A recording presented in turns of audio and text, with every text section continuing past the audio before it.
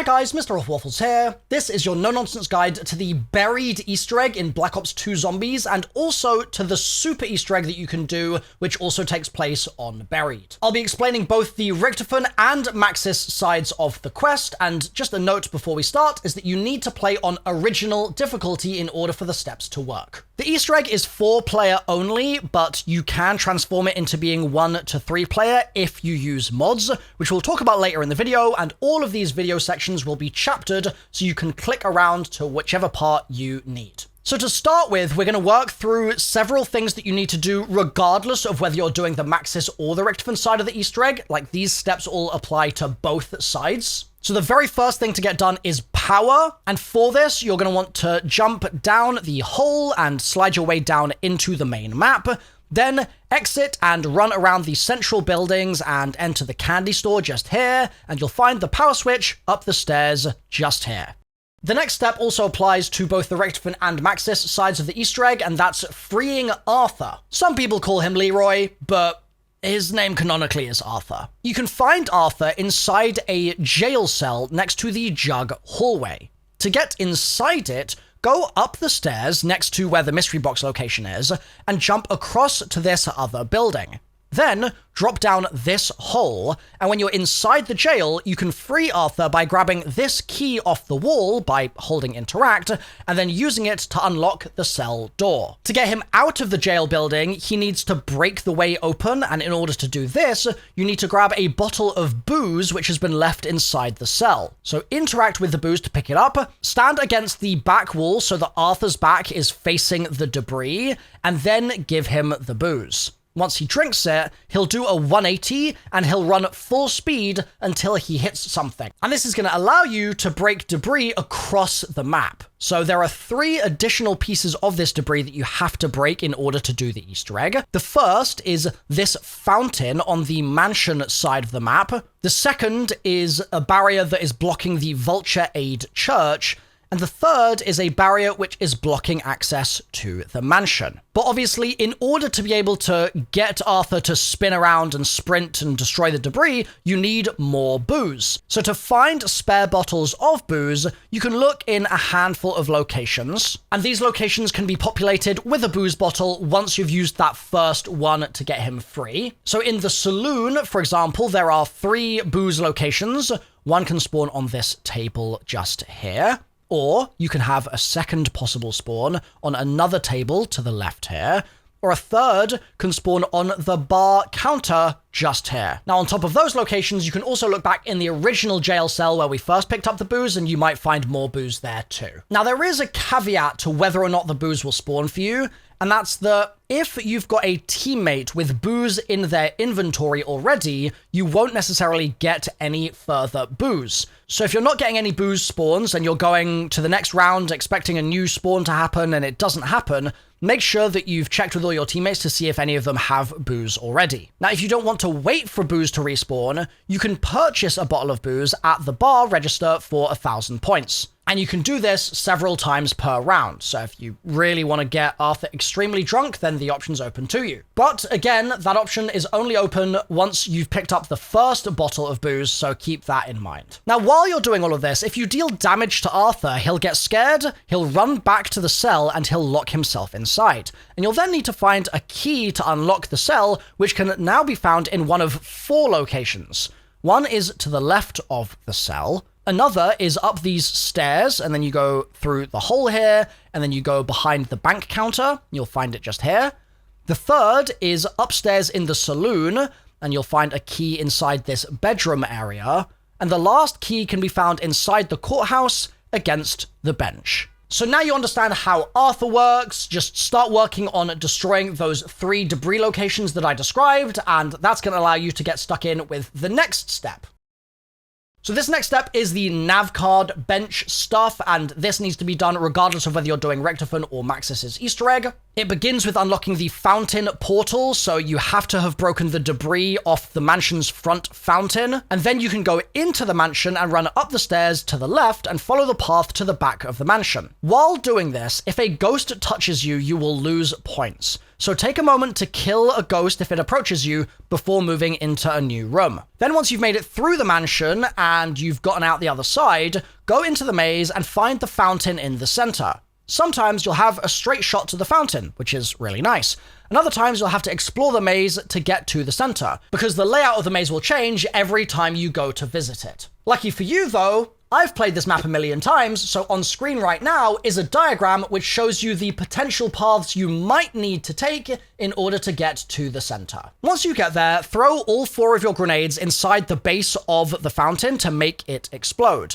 Inside the hole that is left behind, you'll see a portal at the bottom, and that will take you to the bottom level of the spawn area that was previously inaccessible. If you don't see a portal after you do this, it means that Arthur didn't break the debris on the other fountain. That's the debris that I told you to break in the previous step, so make sure that you got that broken, and then come back to this fountain and you should see that portal down there. Jump into the fountain, through the portal, and you'll get to that previously inaccessible level that I mentioned. And it's here that you can find the first part of the nav table, then interact just here to start building the nav table. And there are 3 more parts, all within a small side room. So you can open the room with points from inside the barn, or you can break open the area with Arthur by doing what I'm doing in the gameplay here, but regardless of how you choose to enter, you're going to need to pick up all 3 parts that are inside. One is a wooden plank, another is an electric box,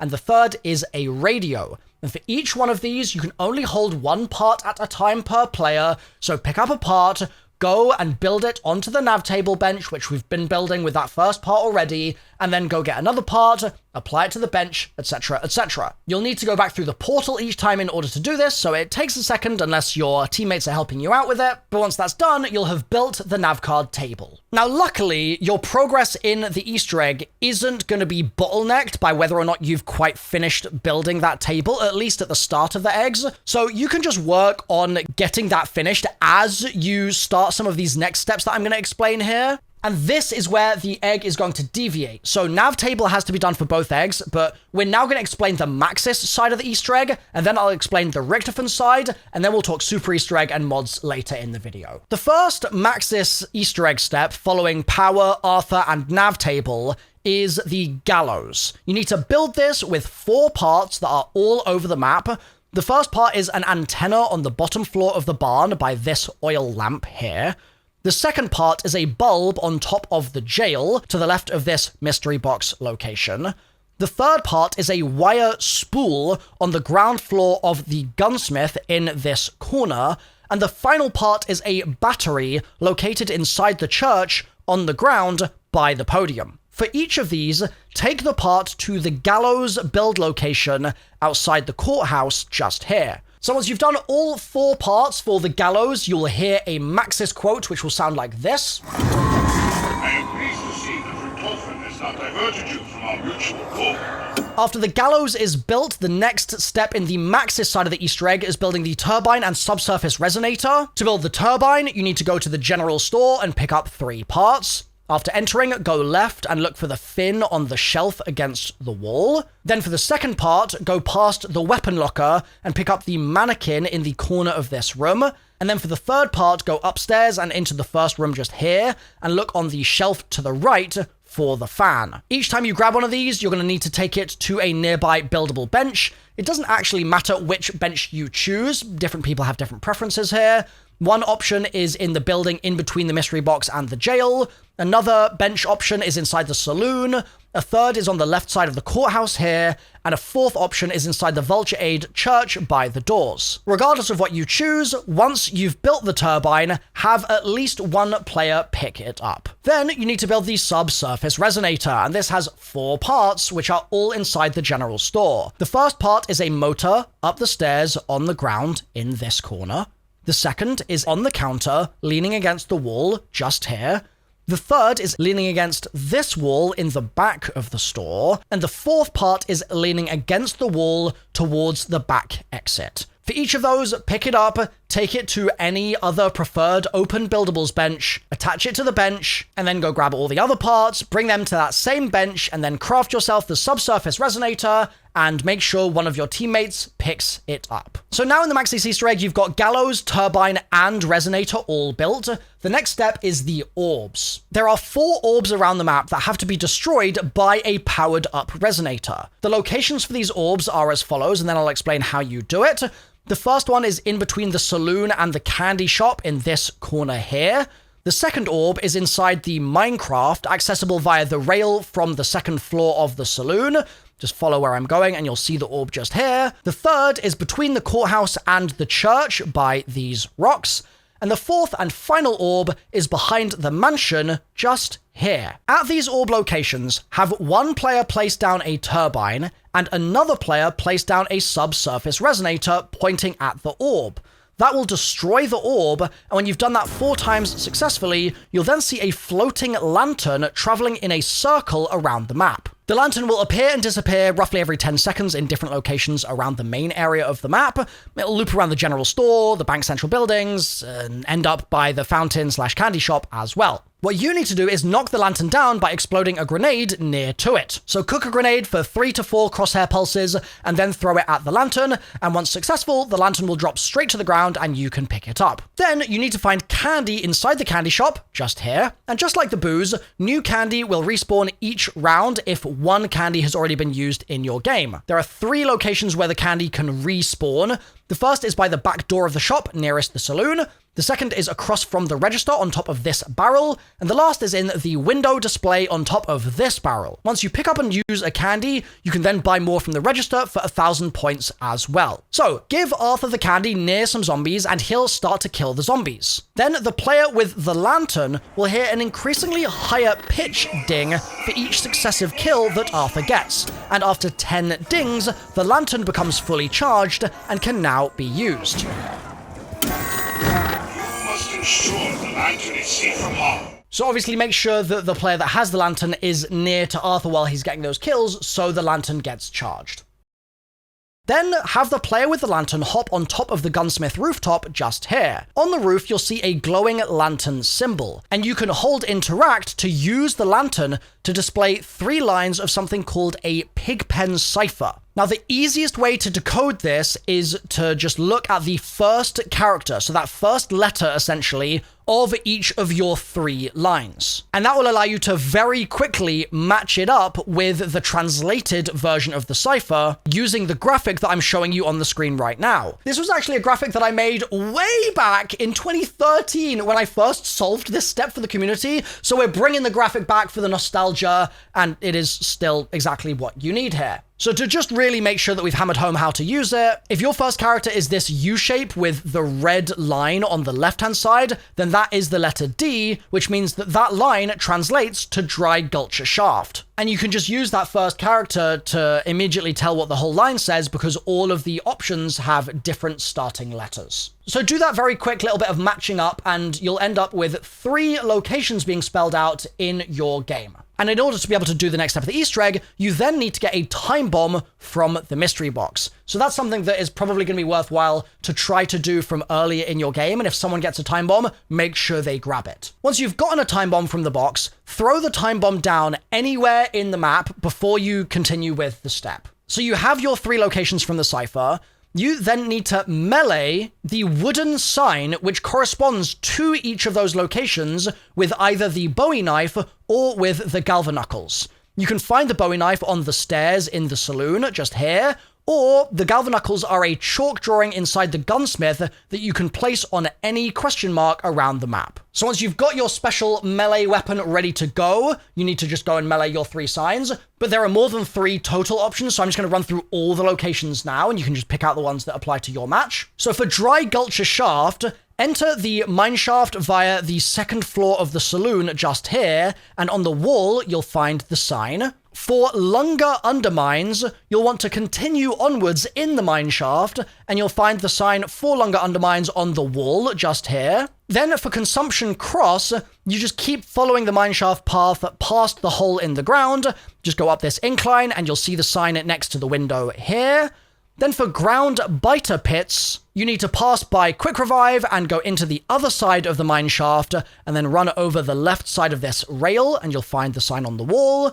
And then, for Bone Orchard Vein, continue along the path and you'll run into the sign just here. Now, once a sign has been meleeed, it will emit a red mist and it will play a quiet sound. But this doesn't necessarily mean that the sign that you've meleeed is 100% correct. So if you messed up your translation a moment ago, and then you melee one and you're like, oh wait, hold on a minute, that's not the correct one, it's okay. Thankfully, you can just melee the sign again, and it will remove the sound and the red mist with no penalty. So, melee the 3 signs that you had in your game on your Cipher, and when you do the third one, you'll then see a glowing wisp spawn out of the third sign. You need to follow this wisp on a long journey across the map, and it will also disappear if a player is not close to it at all times. You'll see that it's running low on energy when the ball's size continues to shrink like this, and the only way to increase the duration of the wisp is to kill zombies near to it. But you might run into a problem where there are no zombies near to the wisp's path, especially when there's 4 players pulling zombies in different directions. So I recommend doing this when a new round begins, or do a dry run following the wisp to learn the route it takes, and then try and get the actual successful completion in a following fresh round. Now, even if you do fail here, you can melee those 3 signs again and start the step again immediately, and so long as you've meleeed the same third sign each time, the wisp will follow the same path, so be consistent with that. Now, if you're continuously failing, but you do know the path, try having other players bring all their zombies to different parts of the wisp's path, and that way you can kind of queue up zombies ready to be killed when you need them. For instance, in my game, my wisp would consistently run out of juice somewhere inside the barn each time, so I had my teammate keep a couple of zombies inside the barn for when I got there, and then I had another teammate with zombies outside the saloon, and because of this, it was super easy to get the wisp to complete its route, and it got to its final destination, which is the Gallows. You'll know the wisp is attached to the Gallows successfully when one of the 2 light bulbs are lit up here, and once this is done, have the player with the time bomb activate it to bring you back to right before you meleeed the wood signs. And then, just do the step a second time, meleeing the signs again to spawn in a wisp, and then guiding it all the way to the Gallows. Once that's done, there should now be 2 lights on the Gallows. And if there aren't 2 lights on the Gallows, you need to redo the time bomb step, whereas if there's just 1 light on the Gallows, then you need to do your second wisp. And again, if you get confused about this, because the time bomb can be a little confusing, check the video description. Now, a quick warning, if you do the first wisp without placing a time bomb before it reaches the Gallows, one of the bulbs will light up, which is good, but without the time bomb placed and used, you can't get the second wisp to light up the second bulb. So if you've done it this way, the wisp should reset the next round and leave the Gallows, but sometimes, unfortunately, the game will break and the wisp will be stuck on the Gallows in future rounds, and the signs in the shaft will then also remain red and won't be interactable. If that's the case for you, your best bet, sadly, is to restart the game, and you can avoid this by doing the step as I described it, placing the time bomb down first, and then doing everything else. Interacting with the 3 signs, guiding the wisp to the Gallows, activating the time bomb, and then doing the signs again. The next Maxis Easter egg step after the wisp is done and you've got 2 lights on the Gallows is the bells. For this, enter the mansion and go towards the back rooms of the house. There you'll find this board that you can interact with. There are 9 light bulbs on the board in a 3x3 grid, and each bulb corresponds to a bell location around the map. When a bulb turns yellow,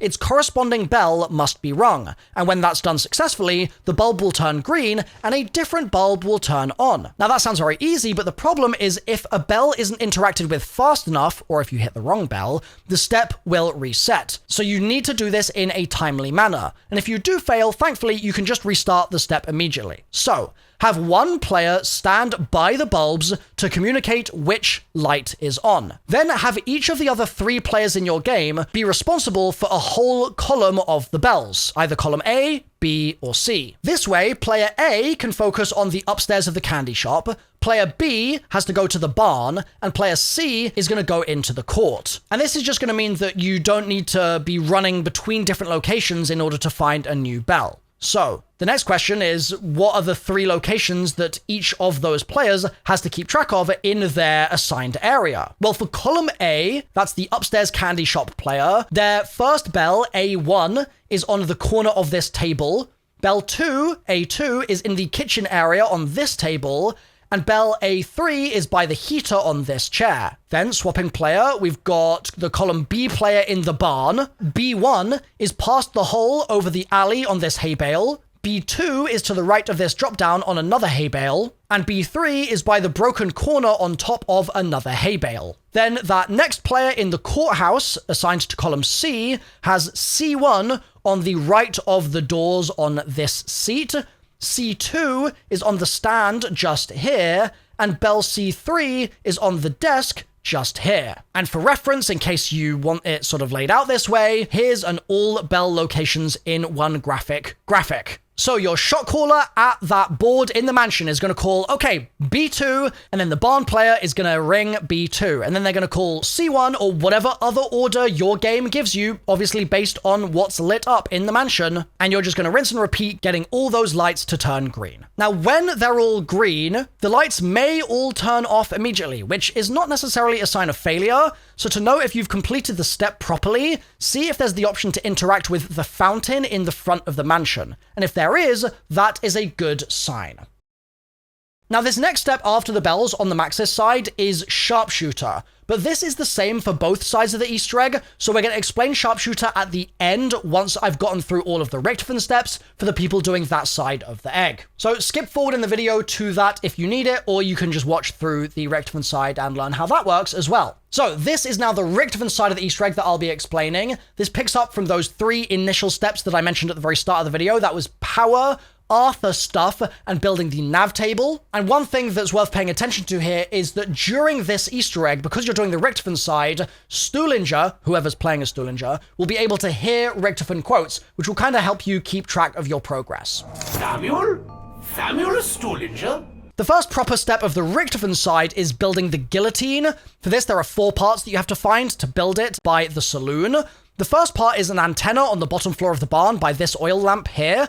The second part is a crystal found in the mine shaft down this direction, and you'll find it just here. The third part is a wire spool on the ground floor of the gunsmith in this corner. And the fourth part is a dish leaning against the saloon porch railing, as you can see in the gameplay here. For each of those parts, take them to the guillotine next to the saloon here, and you can install them. And once you've installed all of them, you'll have a built guillotine. Once the guillotine has been built, it's the orbs step for Richtofen. And to do this step, you need to acquire the paralyzer wonder weapon from the mystery box. You should also be on the lookout for time bombs as well, but they're not needed until later in the Easter egg. Now, one nice thing about Buried is that you can keep the box in one location for a long period of time by bringing Arthur to the box and giving him candy when no zombies are nearby. He'll then slam the box, and it will keep the box there for much longer than normal. Or alternatively, you can give Arthur candy at a vacant box location, and he'll move the box to that location for you. So spin the box a bunch of times until you get the paralyzer. It's just RNG, so you just got to get lucky with this. And then once you've acquired the wonder weapon, you need to suck balls around the map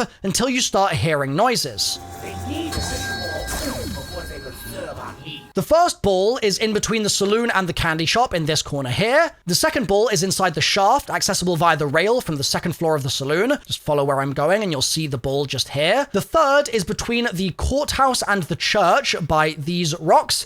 And the fourth and final ball is behind the mansion just here. Once you've successfully sucked all the balls and you've built the guillotine like I mentioned earlier, you'll then see a floating lantern traveling in a circle around the map. You'll be able to find the lantern around the general store or the bank central buildings or by the fountain/candy shop area, and it will appear and disappear every 10 seconds just like in the Maxis side of the Easter egg. What you need to do is knock the lantern down by exploding a grenade near to it. So cook a grenade for 3 to 4 crosshair pulses and then throw it at the lantern, and once successful, it will drop to the ground and you can pick it up. And then you need to have the player with the lantern go into the mansion so that ghosts spawn. They must then kill 10 ghosts to successfully charge the lantern. And the player with the lantern will hear an increasingly higher pitch ding for each successive kill, and after 10 dings,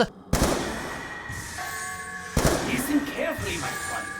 the lantern becomes fully charged, and you'll know when it's done when you can interact with this glowing lantern symbol to display 3 lines of something called a Pigpen cipher. Now, the easiest way to decode this is to just look at the first character, so that first letter, essentially, of each of your 3 lines. And that will allow you to very quickly match it up with the translated version of the cipher using the graphic that I'm showing you on the screen right now. So to just really make sure that we've hammered home how to use it, if your first character is this U shape with the red line on the left-hand side, then that is the letter D, which means that that line translates to Dry Gulcher Shaft. And you can just use that first character to immediately tell what the whole line says because all of the options have different starting letters. So do that very quick little bit of matching up and you'll end up with 3 locations being spelled out in your game. So you have your 3 locations from the cipher.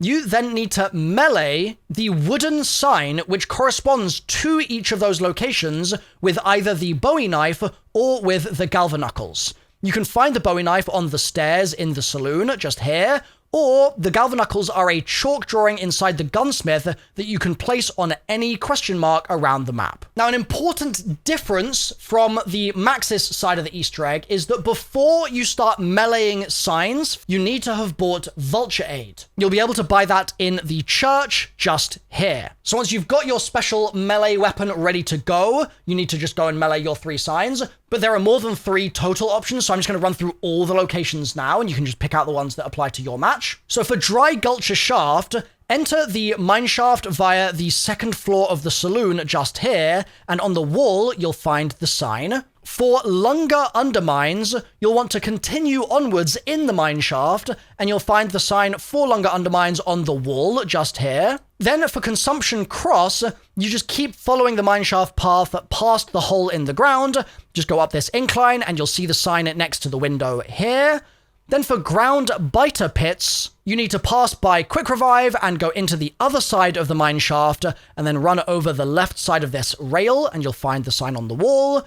And then, for Bone Orchard Vein, continue along the path and you'll run into the sign just here. Now, the result of meleeing the signs is also going to be a bit different on the Richtofen side, so the way it will work is, once you melee a sign, it will emit a red mist and play a quiet sound. And if you've activated an incorrect sign by accident, it's okay. You can just melee it again to remove the sound and there'll be no more red mist and you won't be penalized. But as soon as you've meleeed your 3rd sign, a Wisp will spawn somewhere around the map. And with Vulture Aid, you can see the Wisp's location through the wall. You then need to run as fast as possible towards the Wisp and run into it, which will make it teleport to another location. And if you're in this position and see the Wisp underground near the gunsmith, you can access the bank via the roof here, and you'll find the Wisp in the tunnel. And essentially, you'll just need to keep doing this. It's more of the same, running to the next Wisp location that you can see through the walls. And I've got more examples of that on the screen right now so that you can see how this works. With several repetitions of this, the Wisp will land on the Guillotine, and you'll then need to run into it one final time.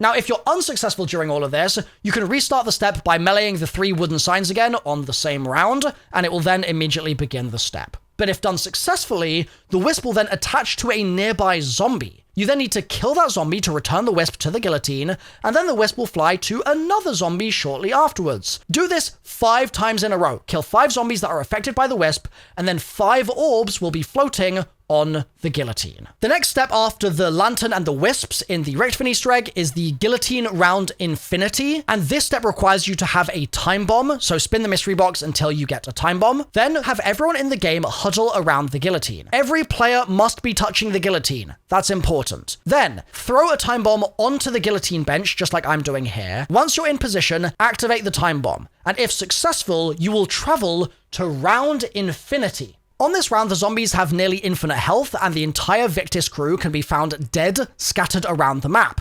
And one of their corpses will be holding a switch that you need to pick up. And in order to see if they've got it, you just need to interact with their corpse, and it will search their body. The different locations for those bodies can be as follows. One can be in front of the Guillotine in the dirt. Another can be in front of the Guillotine against the gunsmith wall. Another can be around the gunsmith building in front of this wall.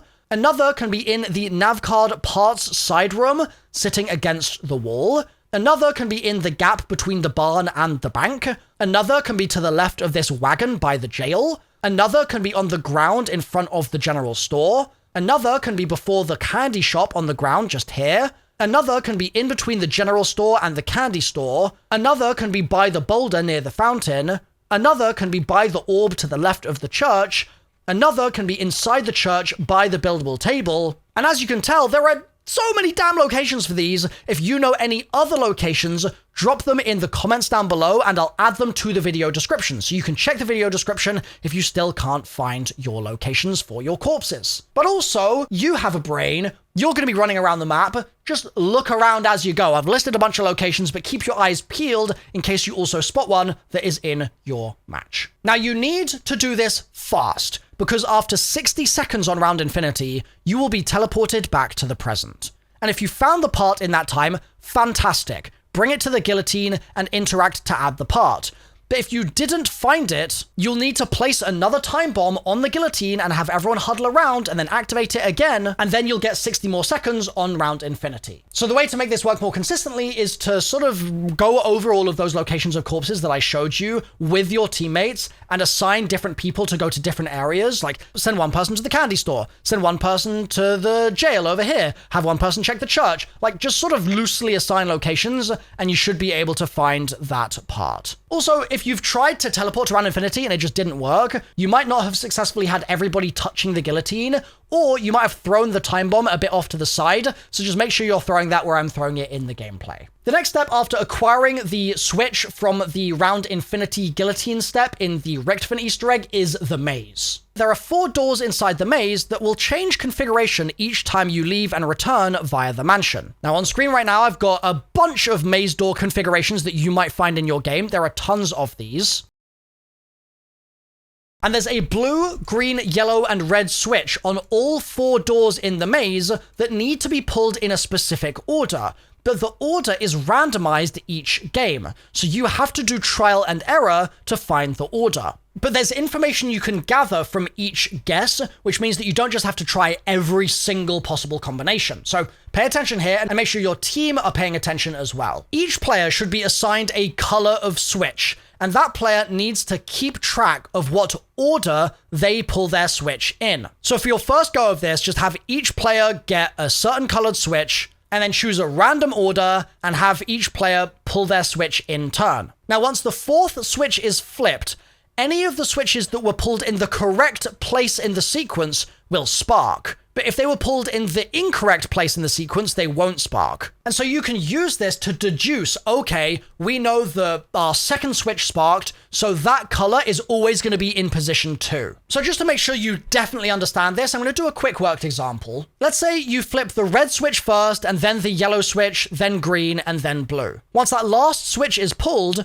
maybe the red and blue players will see sparks on their switches. That means that you know that red is first, and you know that blue is last, but green and yellow didn't spark, which means that you very simply just need to flip the order you pulled green and yellow in, and that will get you your final sequence of red, green, yellow, blue. However, you can't re-enter a code until the switches have reset, and you get them to reset by having all players in your game completely leave the area via the fountain portal or by running back through the mansion. And so long as you're far enough from the maze, it should give you a fresh set of doors and a fresh set of switches. And if you do know your order, a kind of trick to make this really easy is to just have your player with the paralyzer really straightforwardly go and do all the switches themselves in the order that you know is the correct order, because they can use the paralyzer to hop over the walls. Now, one problem you might run into is that there is a 3-door configuration, which means that there's only 3 switches. But in that scenario, the 4th switch can be found in the center of the maze by the fountain just here. Now, once all 4 switches have been flipped in the correct order, you'll know you're successful if you can interact with the fountain in front of the mansion, and you'll then be ready for the Sharpshooter step. Now, I didn't explain Sharpshooter yet for the Maxis side, but this is also where the Maxis players are going to rejoin us. So regardless of which side of the Easter egg you're doing, Richtofen or Maxis, you will now have an interactable fountain in front of the mansion. Before you start this, I recommend you have a weapon with a large magazine, as you'll need a lot of ammo to complete the step. And one of the community's favorites for this this is the PDW, which has a 50 bullet mag, and luckily it has a weapon chalk inside the gunsmith, and you can then apply that weapon chalk to one of the question marks and buy the PDW. I also recommend you have Speed Cola, and maybe avoid buying double tap if you don't already have it, because it might mean that you just spray a bit more than you want to. Lastly, before you start the step, make a crawler with a frag grenade, pick up candy from the candy store, and then give that candy to Arthur when he's next to the crawler, and he'll hold the crawler in his hands and babysit it for you, and you'll then be able to do Sharpshooter uninterrupted. So, have one player interact with the fountain in front of the mansion. This will cause clusters of targets to spawn in 4 locations around the map, meaning each player in your game is going to be responsible for one of those sets of targets. When a target appears in one of those given areas, you have a limited time to shoot it before it then disappears. And if anyone in the game misses a single target during this step, you have to reset until all players hit every target. The first set of targets are on the left side of the mansion, and if you stand here, you'll be able to see all 23 targets. Here's a graphic that shows every target at the mansion. There's some in the windows, there's some in the dark spot, and some on the roof. So the player assigned here should be counting up to 23, and that's the number they should be achieving each time you try the target's step. The second set of targets is by the fountain when facing the town. A boulder should be on your right and the candy shop on your left, and this location has a total of 20 target pop-ups. Again, here's a graphic of every target. There's some on the boulder, some behind the candy shop window, and some directly ahead. For the third location, these ones are inside the saloon, seen best up the stairs and to the right, and this player needs to be aiming for 19 total pop-ups. Here's a graphic of all of those 19. There's some behind the bar, some at the tables, and some up on the railings. And then the fourth player needs to have 22 total pop-ups in mind, and these are best seen from the destroyed barn corner. And again, here is a graphic of every target. There's some by the jail, some by the box location, 5 on the buildable table building, and 1 on the close roof. So when you're ready to do this, the player that's going to initiate the step should probably do the boulder/candy store set of targets, and so you'll then want to assign a player to each of the other sets of targets. And if you mess up, it's fine, just get to the end of the challenge, and then you can activate it again via the fountain, and the other 3 teammates don't need to do anything. They can just stand there in position ready to try again while the fountain player starts the step once more. It's a notoriously difficult step because as soon as one person messes up, your entire team is bottlenecked. But be patient with each other, often yelling at your friends. Think about what your team needs to succeed. They probably need to be encouraged. They probably need some positivity. If you're yelling at them, it's actually going to make them perform worse. So try to be a good teammate here, and you should be able to get through the step. You'll know you've been successful when all players get every perk for free. That is the sign that you've successfully shot all targets. Once Sharpshooter is done and you have all of the perks, you're then ready to do the Super Easter Egg. There are 2 different Super Easter Egg rewards on Buried, one for Maxis and one for Richtofen. But regardless of which you're going for, they require you to have done a couple of things. You have to have built and inserted the nav cards on Transit, Die Rise, and Buried, and you have to have completed the same side, so either all Richtofen or all Maxis, on the Transit, Die Rise, and Buried Easter eggs. And you can check your Easter egg progress on Buried. There's a safe in the back of the courthouse here. As you'll see, 3 lights will light up corresponding to each player's Easter egg status. They'll either be blank, orange, or blue. The nav cards are tracked by these lights on top of the safe, with Transit being the left light, Die Rise being the middle, and Buried being the right. And the nice thing about this is if one player's completed the Transit navcard table, and a different player has done both the Buried and Die Rise navcard tables, then you'd be at 3 out of 3 navcards done, and they'd all be lit up. But if you don't know what I'm talking about, and you need me to explain how to use the navcards, don't worry, I've got you covered. So the goal that we have in mind here is that Transit's navcard reader needs to receive Buried's navcard, Die Rise's navcard reader needs to take Transit's navcard, and Buried's navcard reader needs to take the navcard from Die Rise. So how do we do this? Well, on Transit, there are 4 parts we need to find to build the navcard table. The meteorite is in the bus depot inside the broken wall, just here. The wood plank can be in the tunnel to the right of this jet gun part spawn, or it can be by the death pit in the power station just here. The radio can be at Diner inside the garage on this cabinet here, or it can spawn in Nacht on this other cabinet just here, and the electric box can spawn in town against the dumpster back here, or it can be to the left of the fridge in the farm area just here. When you've found all 4 parts, you need to bring them underneath the obelisk and you can build the NAVcard table right here. And then also make sure that you've gone to the bus depot and run to the sketchy corner by the garbage and pick up the transit NAVcard from the ground. Now, with the transit nav table built, you're going to want to put the buried NAVcard inside. And to do that, hold interact, it will tell you that NAVcard has been accepted, and that NAVcard will then be taken away from your inventory. But where do you get the buried NAVcard? Well, let's talk about the buried table and the NAVcard itself. You'll find the buried NAVcard located inside the mansion on the return path on this bookshelf just here. And to build the buried nav table, you need to access this area by opening and using the fountain fast travel. And then you'll find the meteorite just here near the table build, and then the wood plank, radio, and electric box are all in this side room that can be opened with Arthur, and all 4 of those parts need to be taken to the secret area in Spawn via the fountain portal, and that's where you can build the table. Now, like I said, that buried nav table needs the Die Rise NAVcard. So where do we get that? Well, going over to Die Rise now, the NAVcard is located down the escalator in Spawn, and then inside this display case just here. And to build the Die Rise nav table, the meteorite is against the wall on the dragon rooftop, the wood plank is underneath the ramp by the dragon, the radio is back behind the downstairs entrance, and the electric box is over by this drop down in the corner here.